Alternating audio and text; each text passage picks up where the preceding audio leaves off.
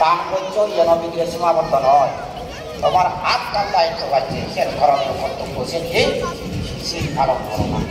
শীল পালনের না শিলে না সুগতি ঘটে, শিলের দ্বারা সুগতি লাভ হয়।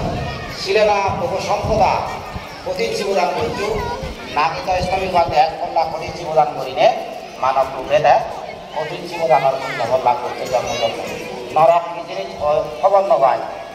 চক্রবর্তী রাজা হয়ে তারপর দেবরাজ হইয়া রাজ্য শাসন করছে, মনুষ্য হলে এনে মনুষ্য সম্পত্তি লাভ করছে, দেব হলে কিনা দেব সম্পত্তি, ব্রহ্ম হলে কিনা ব্রহ্ম সম্পত্তি, অন্তিমে নির্বাণ সম্পত্তি লাভ করছে। হইলে সে সম্পত্তি তুমি শীল ফালালে রক্ষা করিলে তুমি লাভ করে পারিবা। বুঝিলা তো? ছিলে না সম্পদা, ছিলে না নিবৃত্তি নদী তৎমা শিলাম বিশুদ্ধ। শিলর দ্বারাই নিবৃত্তি সুখ লাভ করিবারে। নিবৃত্তি মানে আমরা তৎমা শিলাম তার নির্বাহ সাক্ষাৎ করিবাইতে সেই পথে তারা অগ্রসর।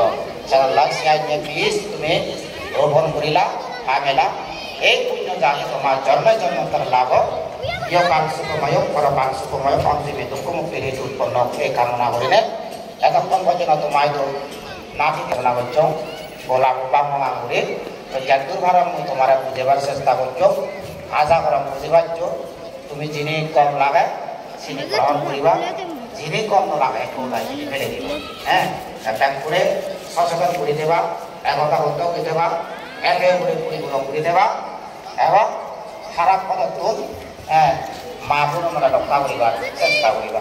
জেল হইয়ে স্বচ্ছ হয়ে আনন্দের মধ্যে স্মরণ হচ্ছে নিজ মা বোন কুলো কুমারী আমরা মান সম্মান জন্য হতা হবো।